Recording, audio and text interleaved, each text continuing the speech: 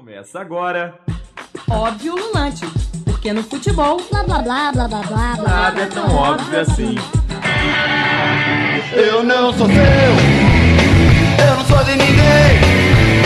Você não é minha, eu não tenho ninguém. Nós somos livres, independente de futebol. Você não manda em mim. Olá, ouvinte ligado na Rádio FMG Educativa. Começa agora, óbvio, Ululante, aqui pela Estação do Conhecimento. Fique ligado pelo 104.5 FM ou pelo www.fmg.br/rádio. Eu sou o Rafael Miguel e comando até às 7 horas da noite, óbvio, Ululante, o primeiro de 2015. Esse ano com várias novidades. A primeira delas, nossas redes sociais. Você pode ficar ligado com a gente com o twitter.com/óbvio-ululante ou também no Facebook com Óbvio Ululante. E a gente começa com música O Traje a Rigor, Independente Futebol Clube. Nós somos livres, independente de futebol. E quem está mais uma vez aqui nos estúdios da Rádio FMG Educativa é o GFUT, Grupo de Estudos sobre Futebol e Torcidas da Escola de Educação Física, Fisioterapia e Terapia Ocupacional da UFMG. E hoje aqui com a gente o TJ, o Plínio, o Gino e também a Sara. Pessoal, muito obrigado mais uma vez pela presença de vocês. E aqui com a gente também o jornalista Anderson Cunha, de volta, participando com o Óbvio Ululante. Valeu, Anderson. E o nosso convidado de hoje é o Gabriel Ortiz, ele que trabalha na assessoria do América. Valeu, Gabriel, participar aqui com a gente hoje. Agora são 6 horas e 12 minutos, estamos apenas começando. Hoje tem muita coisa legal no programa. Tem a volta do artilheiro com o hat-trick. Vamos conversar com o jornalista Pedro Blanc, autor do livro O Príncipe, a real história de Dirceu Lopes. E é claro, os quadros produzidos pelo GFUT. Fique ligado no Óbvio Ululante dessa quarta-feira, dia 25 de fevereiro, que está só começando.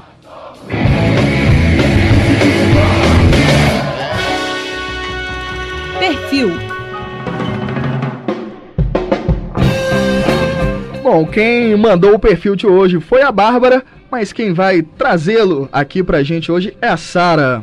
Boa noite, Sara, tudo bem? Boa noite, Rafa, boa noite, ouvintes. Então, um abraço, Bárbara, obrigada aí pelo perfil, que me agrada bastante, porque o perfil de hoje é daquele jogador que tirou o Carlos César da bola, superou o goleiro Vitor e fez um golaço na virada contra o Atlético no domingo passado. Brian Silva Garcia. Belo Horizontino, nascido no dia 28 de março de 1992, Brian jogou na escolinha do Ferroviário em 2004. Depois passou pelas categorias de base do Cruzeiro em 2006, pelo Proesp da UFMG em 2007, pelo Real Minas em 2009 e pelo São Cristóvão do Rio de Janeiro em 2010. Em janeiro de 2012, fez sua estreia no time principal do América, em uma vitória de 3-1 sobre o Democrata de Governador Valadares, no Campeonato Mineiro desse mesmo ano. O jogador foi emprestado ao Benfica no período de janeiro até junho de 2013, com um contrato que possibilitava a compra do lateral esquerdo. Porém, mesmo tendo atuado em 6 jogos, 5 desses como titular pelo time B dos Encarnados, Brian retornou ao Coelho, já que o clube português decidiu não ficar com o jogador. Em setembro de 2013, foi emprestado para a Portuguesa, num contrato que durou até março do ano seguinte. Ele fez sua estreia na Série A do Campeonato Brasileiro de 2013 com uma vitória por 3-0 sobre o Náutico. Em abril de 2014, Brian se juntou à Ponte Preta, no empréstimo que durou até o fim do ano. Nessa temporada, o lateral voltou ao América e defende o Coelho no Campeonato Mineiro. Brian ganhou ao longo de sua carreira os seguintes títulos, nas categorias de base. Bicampeão Cavaleiro Negro 2001 e 2013, campeão Carioca 2009, bicampeão Mineiro 2014 e 2005 e campeão Brasileiro Sub-20 2011. Com o gol sobre o Atlético, o lateral será agraciado com uma placa pela diretoria americana. Merecida essa placa, Sara? Muito merecida, nossa, golaço. Fez sua alegria, né, no Fez a coelhada toda pular lá no Independência. Tá certo, então esse foi o perfil de hoje do Brian, lateral esquerdo do América, que fez aquele golaço no fim de semana.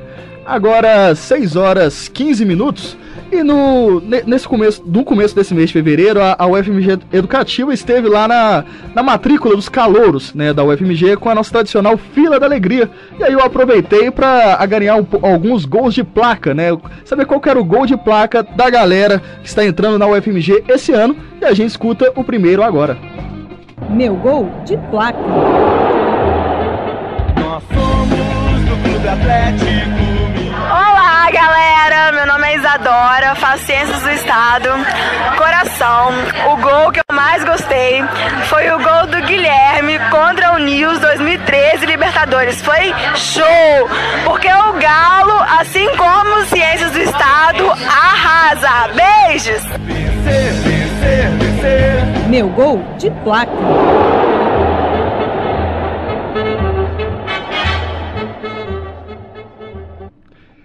Tá aí o gol de placa. Tava animado, né, Anderson, com esse gol de placa? Você viu? Assim que o torcedor deve ser, sempre. Tá calor é assim. E ainda mais calor é sempre animado. E pra você também, esse foi um gol de placa, né, TJ? Ah, sim. Um dos vários gols de placa que o Atlético teve naquela Libertadores, né? Não foi só aquele. Teve o gol defesa do Vitor também. Sim. Que foi literalmente um gol de placa que consagrou um santo, praticamente. Foi importantíssimo. Mas agora, a animação dela contrasta um pouco aí com as últimas atuações do Atlético, né? Pra gente comentar depois. Tá certo, agora 6 horas e 17 minutos.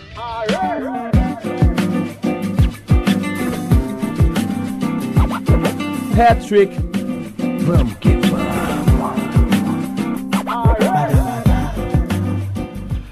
Nosso artilheiro, Anderson Cunha, está de volta. Essa vinheta já tinha um tempo que não tocava por aqui. Eu tava com saudade. Também, tava com saudade. O que você... muita saudade. O que você preparou pra gente hoje? Então, hoje eu fiz uma miscelâneazinha de paixão, tradição e negócio no futebol, né? Rafael, você já deve ter ouvido falar da Besta Negra, né? Sim, pois é tradicional. É uma expressão usada na América do Sul inteira, né, para traduzir, para falar que um time é uma pedra no caminho do outro, né? Não é nada de demoníaco, não, é uma coisa bem simples, objetiva. No caso aqui do Brasil, a gente não usa essa expressão, é mais comum a gente usar freguês, né? Então, por exemplo, o Cruzeiro é freguês do São Paulo porque no histórico aí de confrontos ele leva uma margem, uma lavada, né? Perdeu muito mais do que ganhou. Assim como o Cruzeiro é a Besta Negra para os times chilenos, né, que é eleito pela torcida chilena, pela imprensa chilena. Isso me lembrou até pelo confronto do Atlético contra o Colo-Colo, né, e o Colo-Colo que é sempre a vítima, né, do Cruzeiro. Na década de 90, veja você, ele foi eliminado na Supercopa de 91, 93, 95 e 96 pelo Cruzeiro, amargando em 93 uma goleada de 6-1 no Mineirão, e em 96, uma goleada de 4-0 no Chile. Fora isso, tem as duas Libertadores, a de 97, que o Cruzeiro foi campeão, eliminou o Colo-Colo, e agora em 2010. Né? Então, quer dizer, por outro lado, né, o outro tema que eu trouxe do hat-trick é o espaço publicitário. Isso é uma coisa mais de curiosidade, né? O pessoal tem uma mania, principalmente do ponto de vista mercadológico, publicitário, de medir tudo, né? Acha que tudo é medido. Então é o seguinte... Essas plaquinhas que estão no campo, as plaquinhas que são lotadas nas camisas dos jogadores, né, os anúncios publicitários são medidos, acreditem vocês, né? Tem um coeficiente, nenhuma novidade, chama QI, né? Que ele leva em conta, em primeiro lugar, o tamanho da marca na tela da televisão, a localização da marca na tela da televisão, sendo que no centro ele chama mais atenção, isso na camisa do jogador, vejam vocês. E o tempo de exposição que ele fica, a quantidade de aparições e o impacto que ela tem no torcedor. É lógico que quando o cara machuca é ótimo, né? Quando fica filmando o cara machucando lá é ótimo para o anunciante, para o patrocinador. Aí o Ibope fez uma medição disso, né? A pedido do blog Dinheiro em Jogo, que é do jornalista Rodrigo Capello.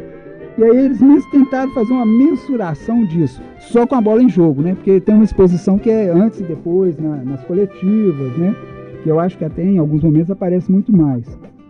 Então, o que aparece mais, isso é até óbvio para a gente, o que dá mais tempo são as placas laterais, que elas ficam de frente para as câmeras, né? e as atrás do gol, que sempre estão aparecendo, que sempre tem, quer dizer, a gente supõe que sempre é um jogo muito ótimo, né? Muito agressivo, né? Decidido na linha de fundo, ali sim, na área. Sim, até por isso mesmo ela é um tempo menor. Então, eles estimam que numa partida de futebol, 715 segundos sejam, em média, né? Seriam essas placas laterais. Agora, o mais interessante com relação à camisa, lógico que o peito, que é o patrocínio master, é o que mais influencia, né? Que é em torno de 200 a 250 segundos. Do peito, onde fica o material esportivo, também é uma marca nobre, né? A gente acha que nós já está tão acostumado com a marca do material esportivo, né? As mangas, que eles de um tempo para cá eles duplicaram, era só uma, e muitas camisas agora são duas. Por quê?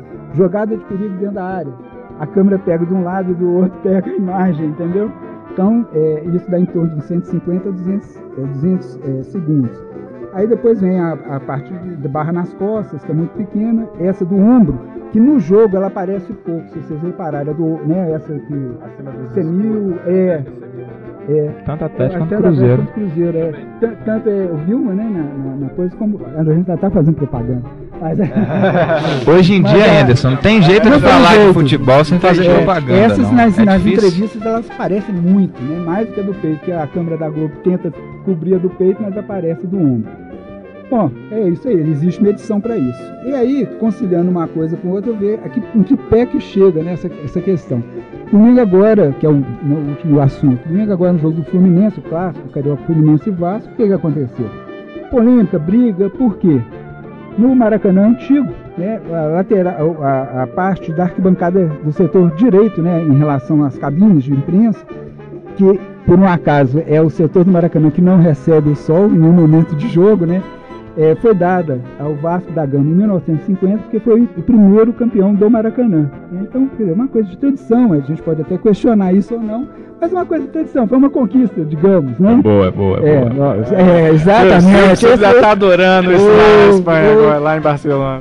Mas aí com o novo Maraca, né, além de mudar uma série de coisas, né, de tirar as torcidas, os torcedores tradicionais de uma certa forma, né, além disso, ele ainda proporcionou isso, a possibilidade do Fluminense, num contrato com a gestora, né, do Maracanã, de ocupar aquele espaço, né? Ele e o Flamengo saíram na frente e ocuparam os espaços. Aí, com o Eurico Miranda, que aí representa o antigo no futebol com o novo, né? Por isso que eu trouxe esse caso também, que é essa questão da força ou não do Eurico.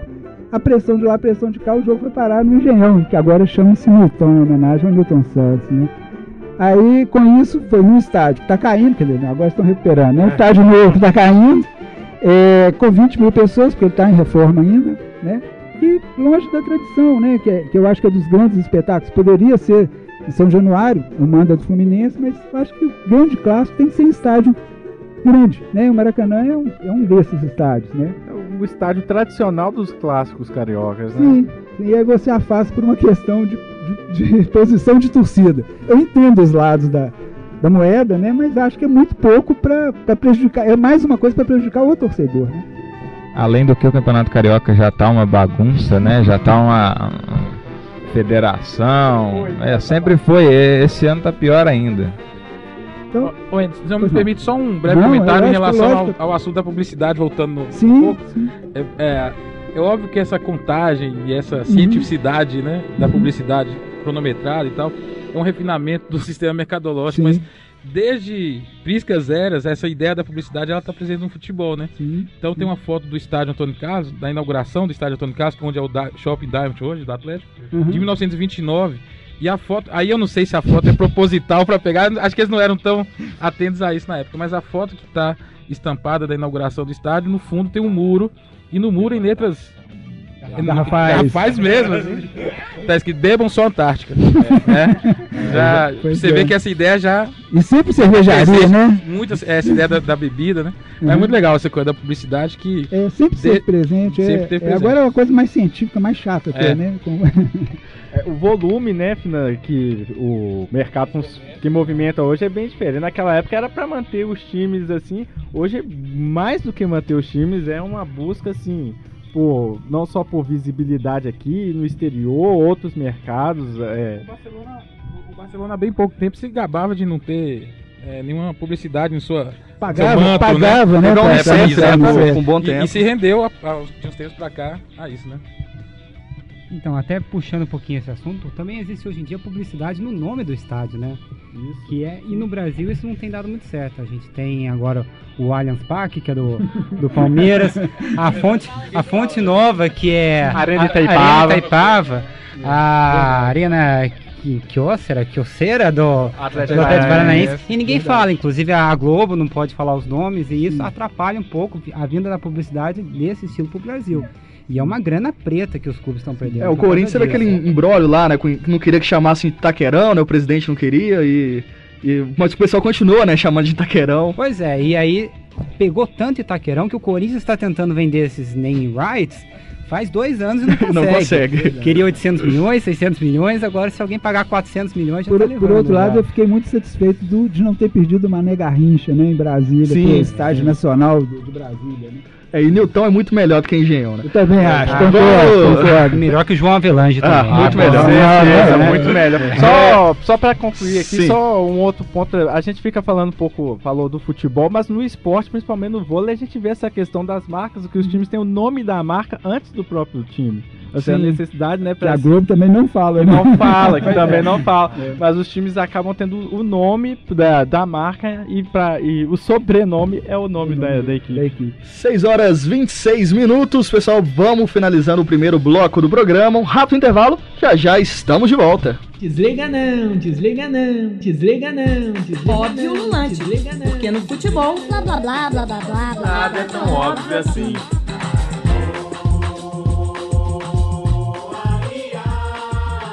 O meu marido sempre se recusou a fazer o exame de toque. Dizia que não era coisa de homem.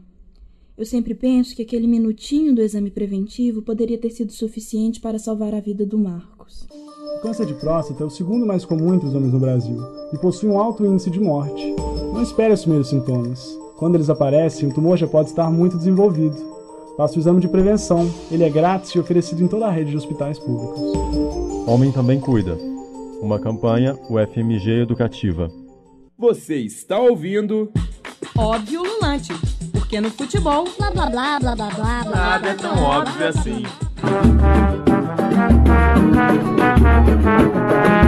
De volta com o segundo bloco de Óbvio Ululante. Agora são 6h28. Continue ligado, 104,5 FM. Vamos seguindo. Cruzeiro, Palmeiras também. E Dedé com Dedé, e Dedé com Dedé. Futebol e arte. Bom, quem traz o futebol e arte de hoje, TJ. Vamos lá, TJ. Então, Rafael, boa noite, querido ouvinte. Estamos aí, Óbvio Ululante 2015. E o nosso futebol e arte desse ano vai começar com a dica de um livro, porque nesse ano o Mineirão completa seus 50 anos, e para a gente entender um pouquinho da sua história, eu trouxe hoje uma biografia do engenheiro responsável pela construção do estádio, Gil César Moreira de Abreu, que ainda na década de 50 teve um início, um movimento pela construção de um estádio maior, uma vez que o futebol estava se popularizando cada vez mais no estado. Aí um grupo de estudantes de engenharia da UFMG sugeriram a construção do estádio universitário no terreno que a UFMG possuía aqui na Pampulha, onde está localizada a rádio também, e entre esses estudantes estava Gil César Moreira de Abreu. O livro, eu não disse o nome ainda, o livro é A Construção de uma Vida, Gil César Moreira de Abreu.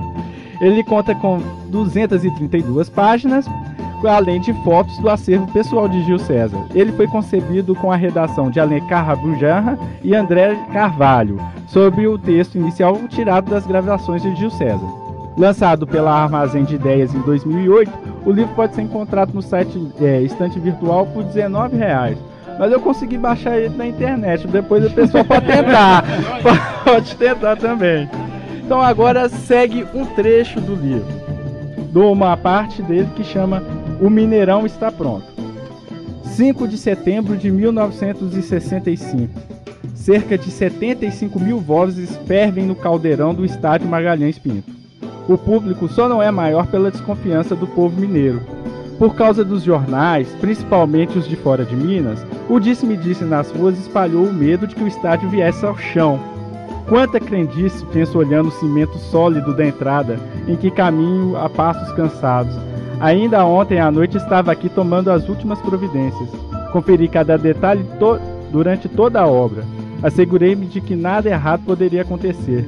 Apesar disso, a gritaria infernal me enche o peito de angústia.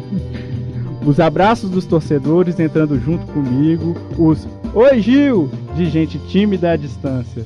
Sou glorificado por centenas de pessoas e sinto uma emoção tão grande que pareço estar anestesiado.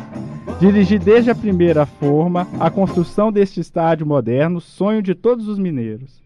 O futebol de Minas não fabricará mais ídolos para jogarem no Rio e em São Paulo. Cruzeiro, Atlético e América, a partir de agora, podem ser empresas de futebol. A renda do Mineirão vai sustentar tudo o que esperamos do esporte mineiro. Fecha aspas. Valeu, TJ. Interessante aqui que as falas do Gil César refletem muito o que o pessoal esperava logo quando o futebol começa a cobrar ingressos e tal, que era a bilheteria sustentar os times de futebol. E afinal de contas, 75 a 100 mil pessoas, né? Então, em tese, isso conseguiria, né? A história do Mineirão é muito bacana, né? Só pra um dado curioso, o Armando Nogueira, quando conheceu o Mineirão, teria comparado, falou que o Maracanã era o melhor estádio do Brasil, em termos de proporção, mas que o Mineirão era o mais bonito, né? Aí ele compara, porque o Armando Nogueira era aficionado por aviação, né? Ele falava que o Maracanã era um Boeing, mas o Mineirão era um Challenger, que era um avião charmoso que existia na época e tal. Valeu, pessoal. Agora é 6h31, hora de entrevista aqui no Óbvio Ululante. Baixinho, veloz e cheio de habilidade. Ele marcou época entre as décadas de 60 e 70 de tal forma que foi alçado a status de monarquia. Nascido em Pedro Leopoldo, Dirceu Lopes, ou simplesmente o Príncipe, foi um dos maiores jogadores da história do Cruzeiro e do futebol mineiro. Por isso, no ano passado, o jornalista Pedro Blanc lançou o livro O Príncipe, a real história de Dirceu Lopes, e é com ele que a gente conversa agora. Boa noite, Pedro. Boa noite, é uma satisfação estar falando aqui sobre um craque que realmente marcou época, Dirceu Lopes. Um baixinho que tinha um talento inversamente proporcional ao seu tamanho, gigante, né? Sim, ô Pedro, e conta pra gente assim, como que surgiu, né, a ideia, como que surgiu a proposta de escrever esse livro? Sim, eu fui repórter esportivo por 7 anos, cobri Copa do Mundo, Seleção Brasileira, Cruzeiro, Atlético, América, esportes especializados, e devo ter entrevistado um sem número de jogadores e ex-jogadores.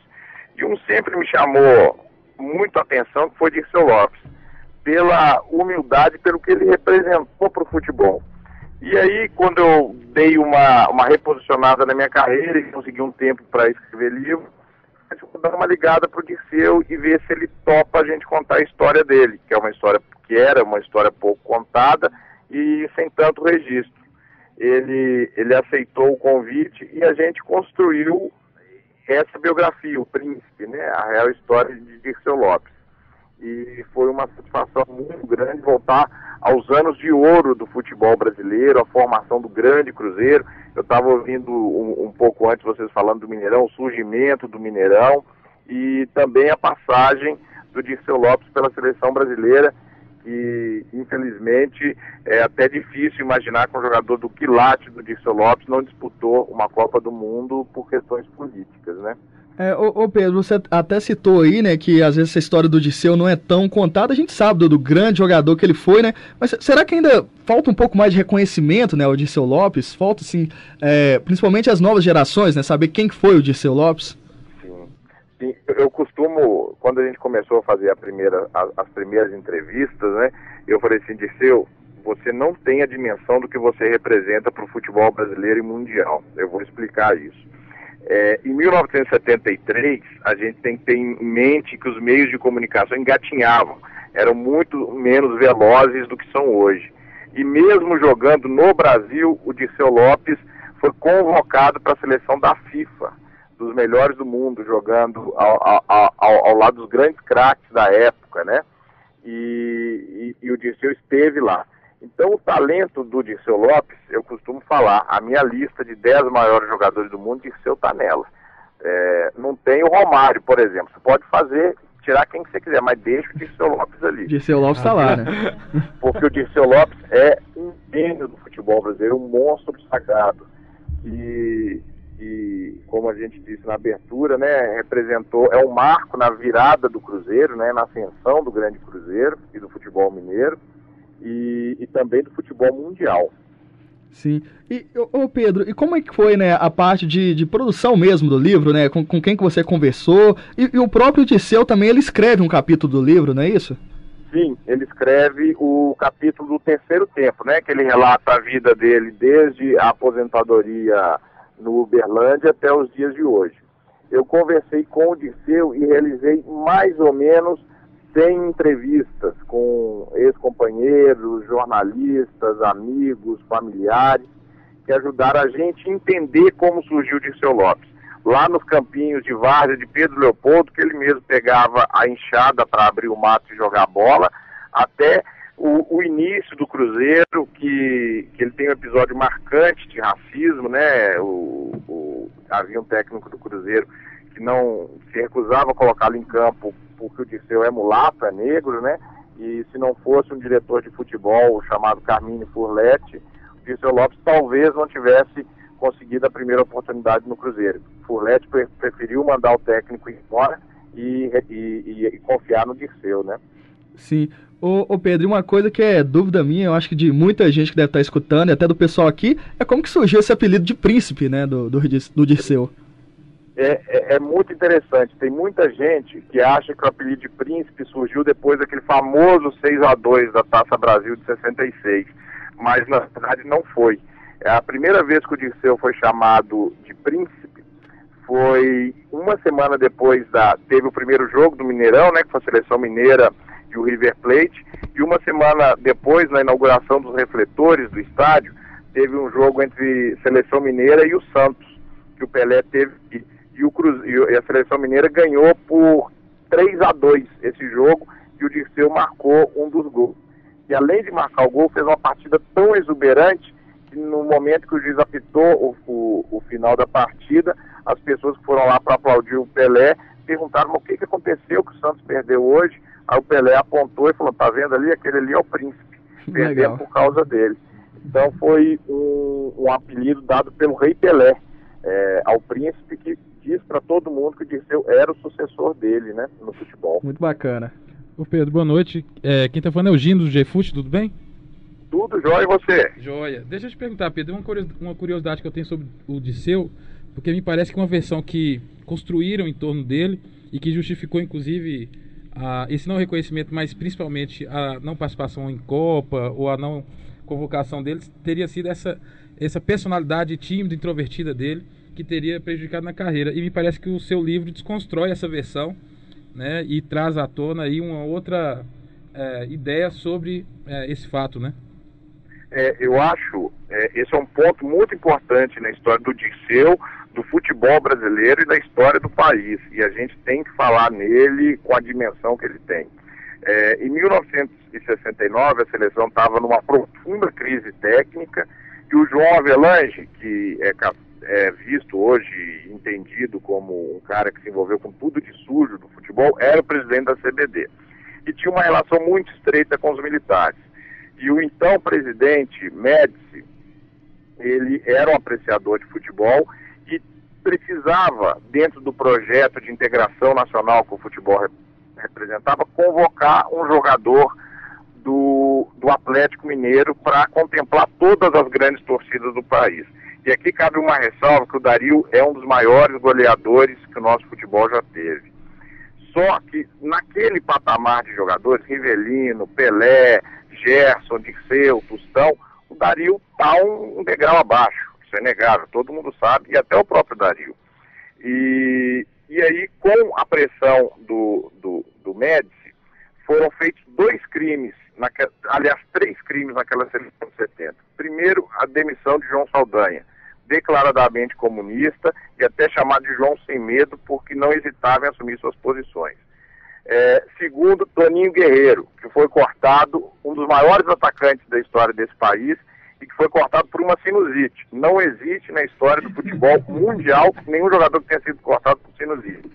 E o terceiro, o corte de Dirceu Lopes também. O Toninho foi cortado e chamaram o Zé Carlos do Cruzeiro, um volante magnífico que o Cruzeiro tinha. E isso ocasionou a queda do João, e posteriormente, com a chegada do Zagallo, que aceitou a convocação do Dario, imposta pelo presidente, ele deveria cortar mais um jogador, porque iam só 22 atletas, né, e não 23 como vão hoje, com 3 goleiros.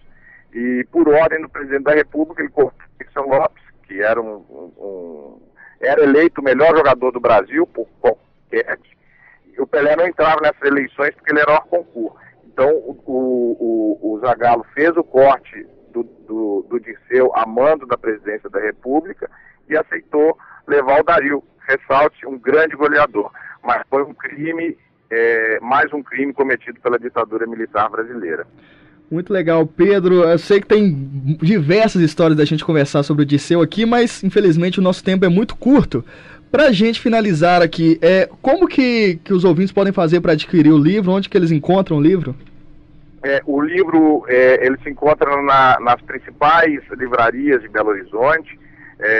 Quem tiver interesse de adquirir pela internet pode entrar na estante virtual, que também está disponível lá.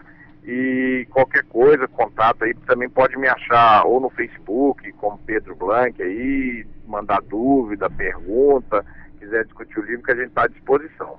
Tá ok, Pedro. Muito obrigado pela sua participação aqui com a gente na Rádio UFMG Educativa. Muito obrigado, eu agradeço a oportunidade de falar do futebol brasileiro, do grande futebol brasileiro e do príncipe Dirceu Lopes. Valeu, Pedro. Agora são 6h40. Nós acabamos de conversar com o jornalista Pedro Blanc, ele que é o autor do livro O Príncipe, a real história de Dirceu Lopes. A gente vai para um rápido intervalo e já estamos de volta com mais Óbvio Ululante. Desliga não, desliga não, desliga não, desliga Óbvio Ululante, porque no futebol, blá blá blá blá blá blá, nada é tão óbvio assim.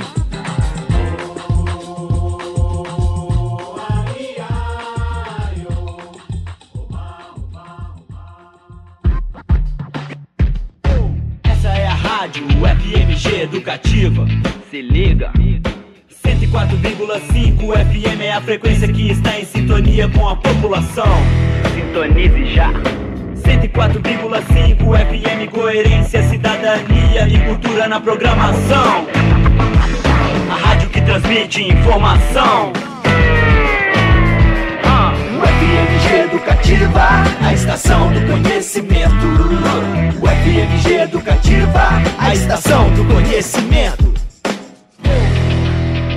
Você está ouvindo Óbvio Ululante, porque no futebol, blá blá blá blá blá blá, nada é tão óbvio assim. Olha aí, da torcida. De volta com o terceiro bloco de Óbvio Ululante. Continue com a gente, www.fmg.br/rádio. Ô Plínio, você dá uma olhada? Olha, entenda, é o Pelé, o rei que tá falando aqui, entenda. Eu só queria dizer uma coisa, entenda, que o Dirceu Lopes foi um dos maiores que eu também já vi jogar, junto comigo, né? Você que chamou ele de príncipe, né, inclusive. É verdade, né? É verdade. Tá certo, valeu, Pelé. Hora de falarmos dos clubes da capital mineira. No fundo deste palco.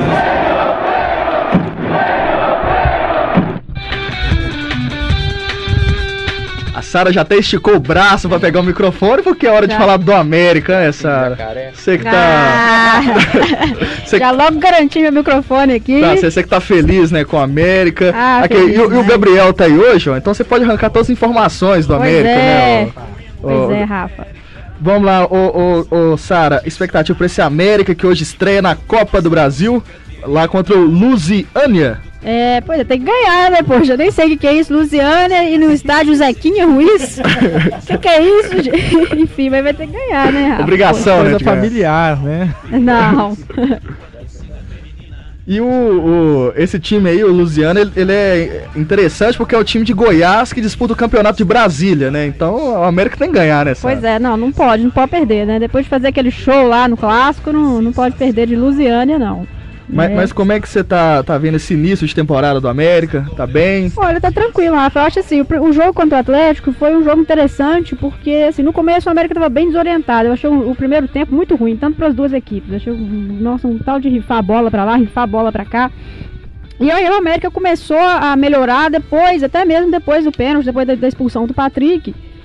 Ficou um pouco ruim, mas depois né, começou a se acertar ali, e eu achei que funcionou bem. Eu acho que esse time tá funcionando bem com o Brian, o Felipe Amorim muito bom ali também na frente, né, o Diego Lourenço também me agradou bastante, né, o Anderson Conceição na zaga também. Então, assim, eu acho que é um bom time. Eu acho que é um time que daqui a um tempo, se organizar melhor, pode ser um time que vai dar um trabalho aí.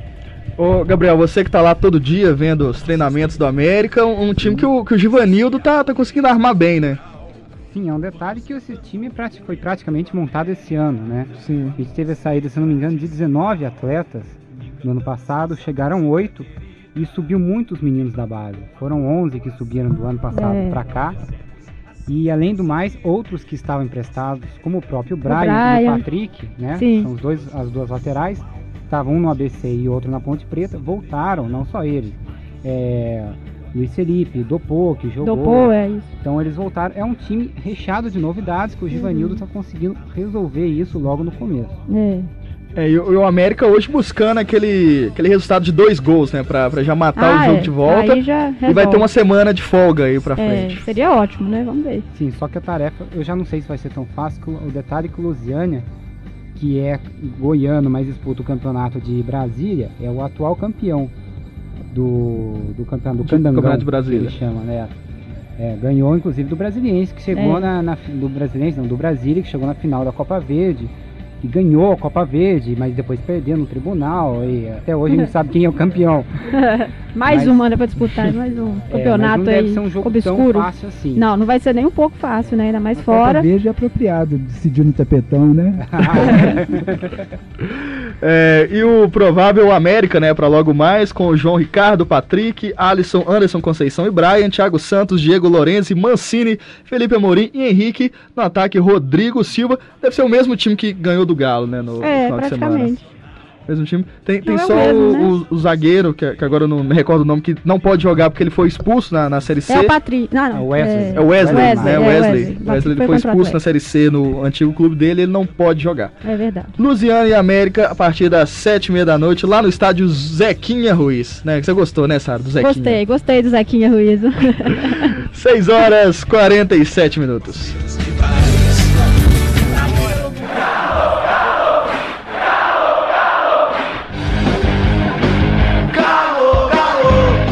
Hoje o Galo tenta se reabilitar na Copa Libertadores, depois de perder a primeira partida.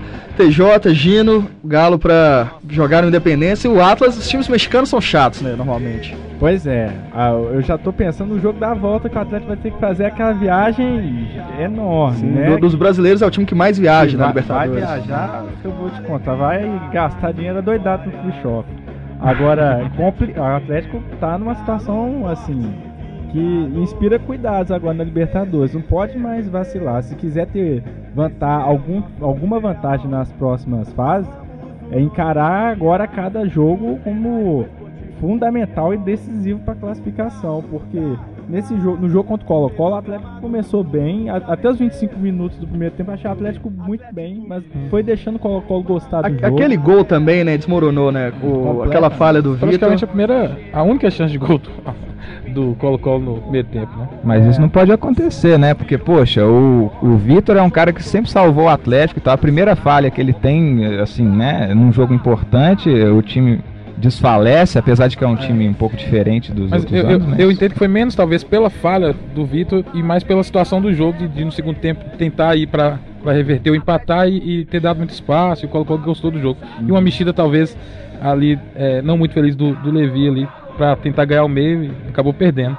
Talvez a influência também que o Atlético já vinha meio que contando com o Lucas Prato no ataque, contava com outros jogadores e teve que mudar de última hora. Também uma situação que complicou o Atlético. Agora, apesar dos times mexicanos realmente terem essa pecha de times chatos, assim, pedra no sapato, o Atlas também não vem tão bem, né? Perdeu em casa o primeiro jogo, e isso é bom por um lado, né? Mas por outro, vem mordido também para 2 derrotas seguidas, seria muito ruim pro Atlas. É verdade, mas eu acho que os times mexicanos assustam mais lá, né, do que fora. Fora costumam dar muito trabalho. Verdade. Lá eles costumam latir, fora eles costumam miar. O Huracan, se não me engano, empatou ontem com o Mineiros. Empatou. E até pro comentário de vocês, o Atlético acabou perdendo o Pedro Botelho. Foi uma boa... Né? Mas... O Emerson Conceição também. O Emerson Conceição não está inscrito, mas entra o Lucas Cândido, Olha né? Que coisa, né? O Atlético começa a Libertadores assim, muito diferente do que o torcedor imaginava, né? E essa coisa do elenco, realmente, ela, pra Libertadores, ela é uma coisa muito importante, né? Tá com o elenco afiado, né? Porque o time fez bons jogos no Campeonato Mineiro. Quando fez aquele amistoso com o Shakhtar, a gente pensava que estava encarando um time de alto nível, né? Um time que disputa a Liga dos Campeões. E quando pegou um time mais ou menos arrumado, que foi o Colo-Colo, o Atlético sentiu um pouco, não conseguia. A gente pensava, pelo menos o que eu pensava, que era do banco do Atlético dar conta de substituir os jogadores, né, os titulares. Na hora que precisou, pelo menos nesse início de temporada, não conseguiu dar aquela cara que tinha no final do ano passado, que o Atlético perdia um jogador, entrava outro, mas dava conta do recado. E esse ano, esse início de temporada ainda não tá bacana. Provável Atlético, né, que deve entrar em campo hoje com Vitor, Patrick, Léo Silva, Gemerson e Lucas Cândido, Leandro, Donizete, Rafael Carioca, Michael Soel, Dátilo e Luan. Lá no ataque, o André, Atlético e Atlas, às 7h45 no olha só, aí ainda temos que aguentar o nosso André. querido André Soneca de boate. Agora vamos ver, né? É boneca de boate? Soneca. Agora 6h51. Dizem que somos loucos da cabeça. E o Cruzeiro que estreia na Copa Libertadores, lá na altitude. Olha, mas todo ano na Copa Libertadores tem essa conversa de altitude, já encheu um pouco, né, Plínio? O Cruzeiro tem que ir lá e tem que ganhar, né? Dependendo disso. Não, eu acho que assim, isso aí que você falou, você tem razão. É lógico que a altitude sempre atrapalha um pouco, mas não é lá uma altitude de 3.600, mais de 4.000, e o 2.800 tá mais ou menos, né? Tá mais ou menos. Mas eu acho que o Cruzeiro tem condições, sim. O Universitário Sucre, geralmente os times da Bolívia e da Venezuela... E é um time que tá muito mal, né? São times que... tem isso também, né? O time tá mal. Nessa temporada, o Universitário Sucre não vem tão bem. Mas o Cruzeiro tá se acertando aí. Vimos no Campeonato Mineiro aí, nesses 3 primeiros jogos, uma evolução, né?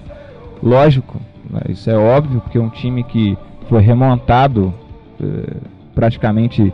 6 jogadores, 7 jogadores diferentes do ano passado, então isso é um processo natural aí, mas eu acho que tem obrigação sim, de pelo menos um empate ali, dependendo da circunstância do jogo, né?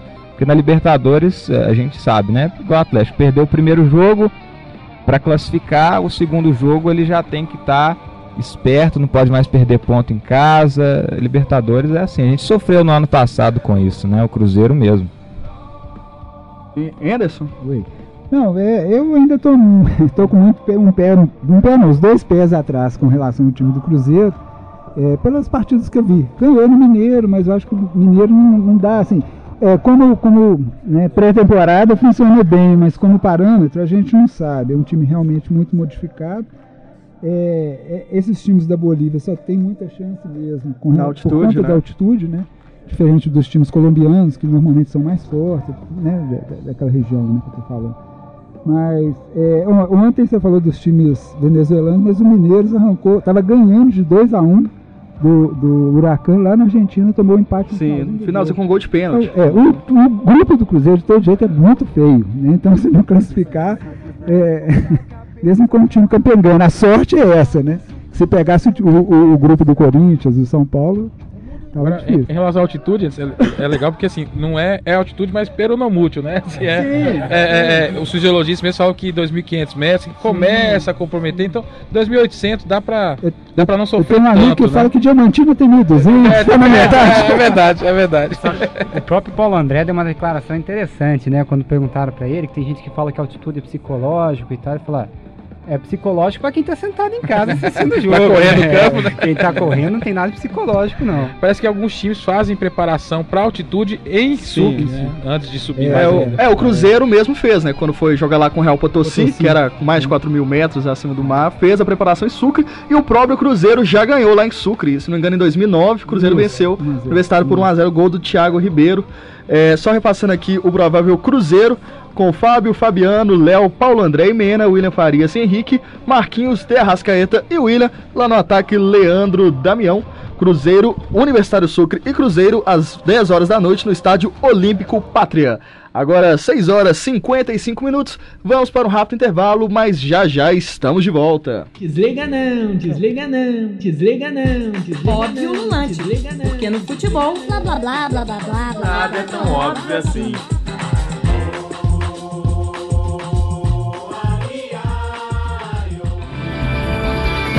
Caro ouvinte, a Rádio FMG Educativa pede um momento de silêncio para... Às vezes, o silêncio é muito difícil de conseguir. No trânsito, ele depende da cooperação de todos. Tenha paciência, não grite, use a buzina somente se necessário. Respeite o espaço público. Poluição sonora não melhora o trânsito. Respeitar é saber conviver. Fica a dica, o FMG Educativa 104,5.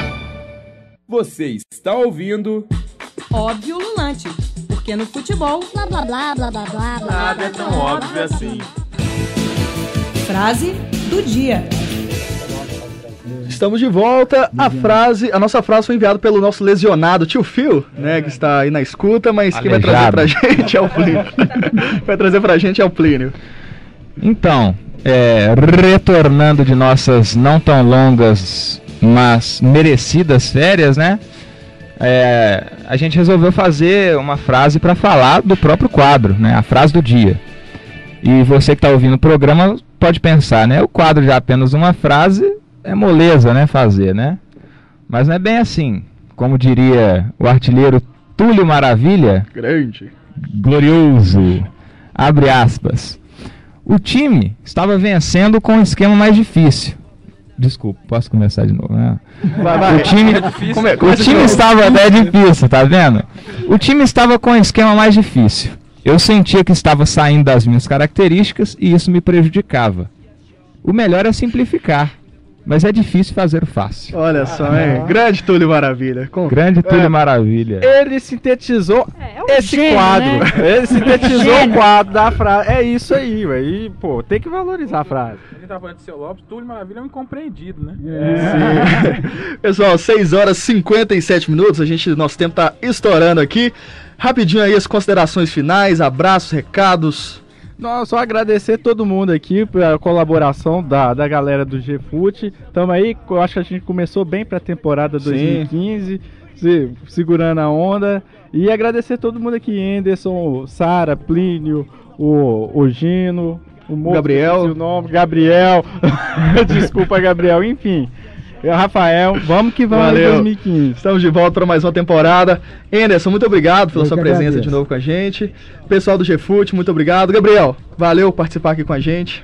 Obrigado pelo convite, tamo aí. Valeu. Agora 6 horas e 58 minutos. Eu sou o Rafael Miguel. O óbvio Ululante volta na próxima quarta-feira a partir das 6 horas da noite.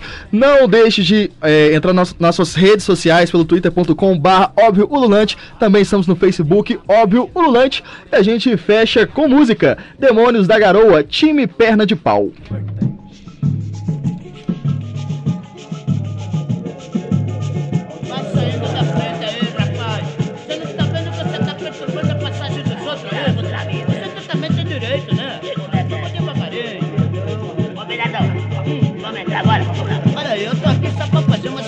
Eu não vou entrar não. Vamos lá. Tá louco, esses caras são muito grossos de bola. Hoje nós ganha. Não ganha não, eu já gastei a carteira do clube. Eu não vou entrar não. A gente chega aqui, pede uma entrada de numerada e os caboclos lá de dentro do buraquinho do guichê diz assim pra gente: se quiser só no Gaio, ou no Gaio ou lá no Morrinho. E a gente gasta todo o salário da gente em foguetório. Fica roico, e esses caras não fazem